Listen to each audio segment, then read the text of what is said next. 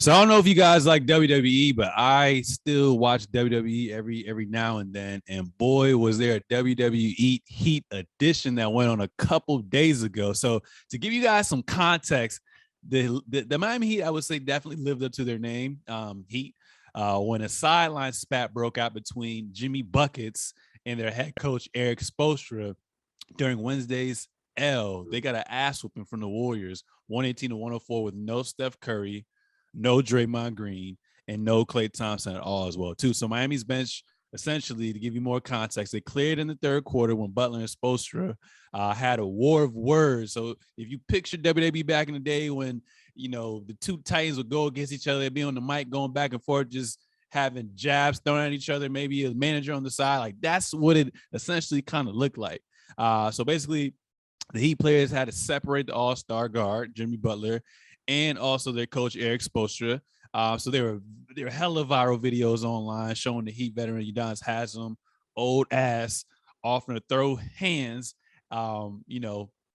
in protecting Eric Spoelstra as well too. So I remember Spoelstra was just like, "What do you want to do? You gonna fight me?" And then Jimmy Butler, Udonis Haslem was like, "I'll whoop your ass." So he said it a few times while teammates were basically holding them back.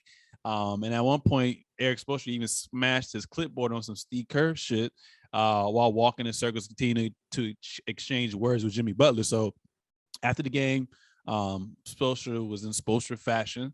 He addressed the scuffle after Wednesday's loss and chalked it up to his team just being highly competitive. So he said, "We're a very competitive, gnarly group, and we were getting our asses kicked," he said, plain and simple. Every single person in the huddle was pretty animated about our disappointment and how we were playing. Spoelstra also joked about, why y'all focus on this? We focusing on what our meal is going to be after this game, to be real with you.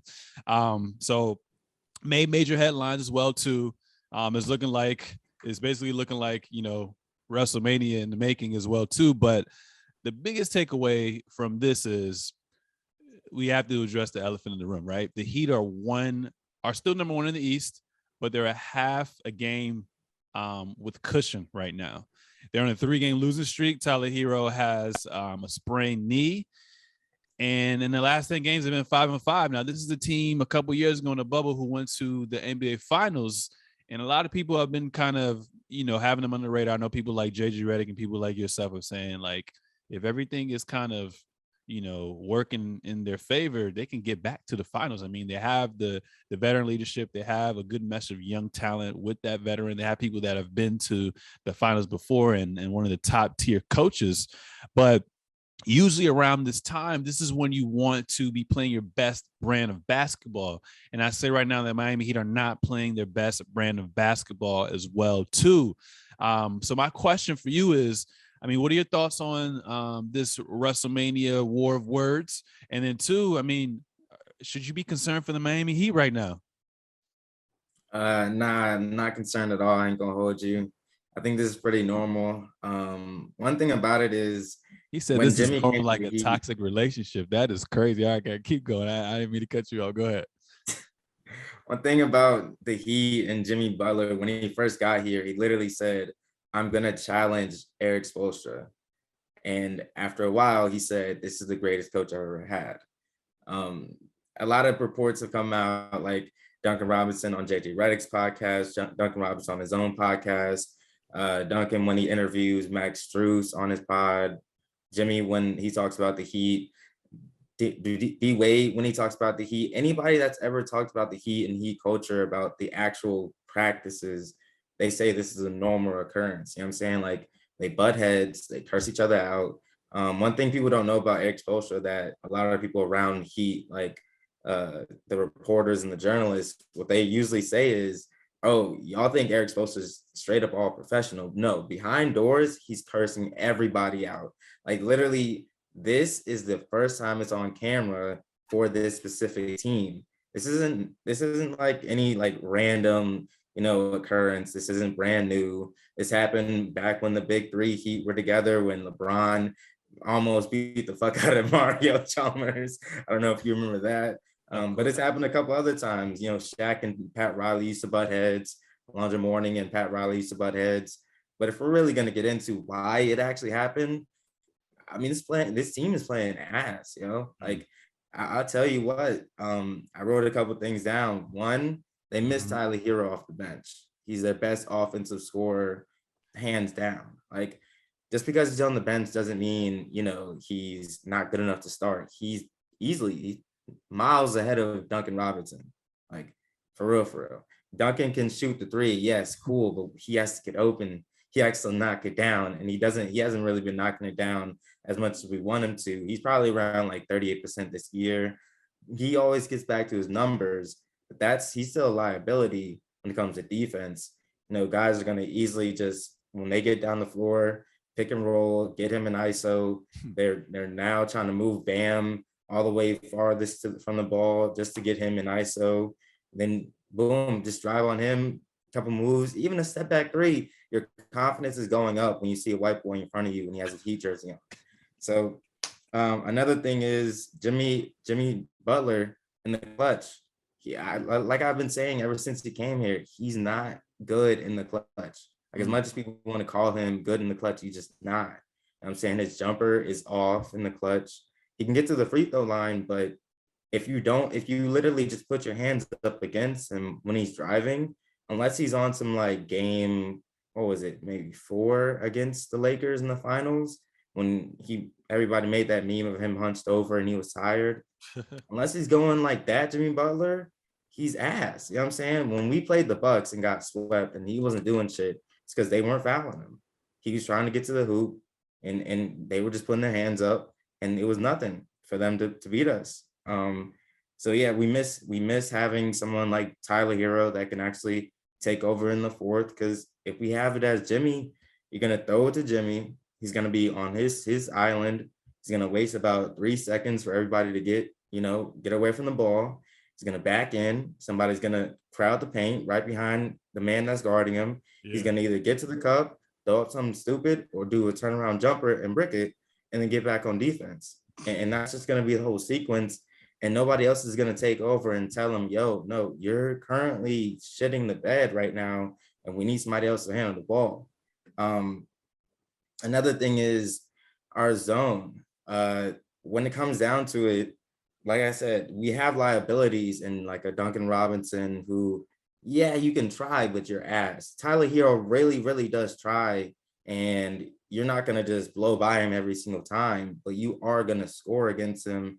And it's become a liability. We're always switching. And the second we switch, everything fucks up. Like you can run out as quickly as you want, but they're just gonna score. But when the team gets hot, we can't slow them down. And my last point is Eric Spoelstra, yo. It's been a problem for a long time.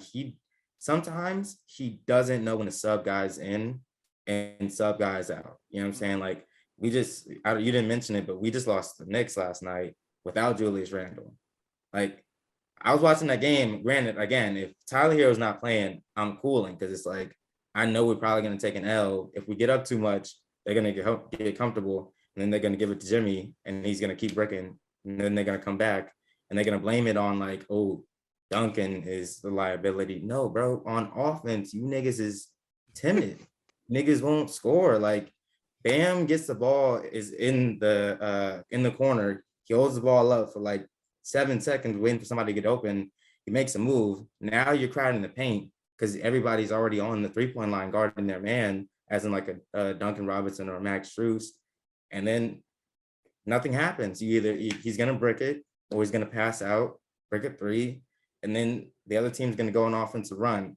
I don't think it's any time to hit a panic button. Eric Spoelstra literally came out and said, a frustration right now is getting guys healthy, which we would have thought it would have been a plus, but realistically, having to figure out this rotation as we're getting close to the playoffs, that is a challenge. This is a brand new beast we have to face. You know what I'm saying? We were going on the run with all of these players being out, and you were comfortable with the guys that were stepping in and stepping up. But now that you have to figure out the rotation, it's a different challenge going into the playoffs. That's not something you want. Like I said a couple episodes ago, the Boston Celtics are a team that you got to worry about. A lot of people are saying they're peaking at the wrong time. No, their chemistry is high at the right time because they know what they need to do. You don't want to face a team that has all the chemistry in the world, That's why the Phoenix Suns are the best team in the league.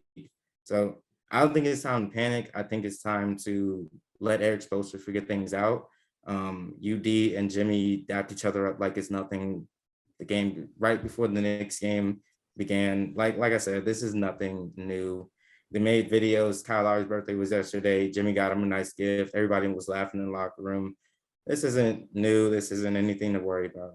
See Yeah, culture. and I feel like it's human nature, right? Like when you're around someone for such a long time, you're gonna butt heads, but it's all love at the end of the day as well too. But you're, one of the biggest Heat supporters, so you got the inside scoop and know the most. So I'm not gonna disagree with you on that one as well too. But it was nice because the Heat have been kind of going under the radar, like the Bucks and these other teams as well too. So to get some attention, it may not have been the best form of attention. I think that was pretty good as well too, because now knowing about your track record, knowing how you exited last year, it's going to be a lot of eyes on you guys going into the playoffs. So I have a couple questions for you. One, on a scale 1 through 10, how concerned are you going into the playoff knowing that there's less than 10 games left in the regular season? I would say, wait, what's the scale again? 1 through 10. How concerned? 10 being the highest level of concern. Um, Probably six. Mm. Probably six. I think because one, we could easily drop. Like we're half game back from a lot of teams. I think only the Celtics are a game back. We could get the fourth seed and then end up playing the Bulls. If we get the fourth seed and play the Bulls, I'm chilling. That's the best matchup. I would honestly not be afraid of because the Nets have to play the Raptors currently, and they would be an away game, and they wouldn't be able to go play with Kyrie because he can't go to Canada, and they don't have Ben Simmons. And then I mean the Nets can beat whoever comes out of 9 and 10, but still, I wouldn't be afraid to play Toronto. I would be afraid to play the Celtics. I would be afraid to play the Bucks first round. Mm. We haven't played James Harden and Embiid together. But yeah, I mean, a six, I think only a six because we don't have our starting five and the rest of our like top tier players haven't played together a lot this season at all. You know what I'm saying? So like I said, we need to get that chemistry down. We need to figure out, who's going to have the ball in their hands the last 5 minutes. And if it isn't Tyler Hero, if it isn't an aggressive Bam, if it isn't our 3-point shooters just actually fucking running around instead of just sitting, and we're not running sets. We're not fucking running sets. As great of a coach as Eric Spoelstra is, you can't just give us one great play out of bounds to get us a bucket. I need you to actually run plays. Running an ISO for Jimmy on the wing is not a play. It's not a play. That's not a play, my dude. Like that's nothing. We know that that's gonna happen. That's just giving the ball, calling ISO. That's not running something. So a six probably. It could turn to a 7 if Tyler isn't healthy and if it is clear that we haven't gotten the chemistry down, and if we play a certain. And that's another question I have for you as well too, before we move on to another topic. So obviously Hero's only missed the last 2 games because of a knee sprain. It's kind of bittersweet that he's your leading scorer, considering that he's coming off the bench. Obviously, it's unanimous that it's going to be a unanimous decision, in my opinion, that he's going to be 6th man of the year. So props to him. But how severe is this knee sprain? Is it something where they're going to reevaluate it in a week or two? Is it a day-by-day situation? What's the inside scope on that? Yeah, it was day by day. He's been warming up with the intention to play every game ever since the Warriors game, but it's more of a like we're coming down to the playoff stretch. We know we made the playoffs. We can be anywhere from 1 to 6. There's no reason to rush him back. There's no reason to play him if he's not 100%. So it's more of a precaution because we know how important he is. Because if we lose him, I don't think we go to the finals. I don't think we get. Hell no. They probably don't even get out of the first round. Lose yeah, exactly. Because the East is so stacked. And my last question for you is, how has Oladipo been looking for you guys? I haven't been paying attention too much. He looks great. He does have it more of the, when you just come back to playing basketball or like working out and your body has to catch up, the conditioning, all of that, the in-game conditioning, that's what's catching up to him. So he's at a back, he's at a knee, but it's more like it's not an injury. It's more like okay, I'm back playing at 100% at full speed. And now I have to like, all right, that's conditioning, and we gotta, slow it down and make sure I'm fully healthy Mhm. for the playoffs. So it's more like, taking the time out to get used to the game. Okay.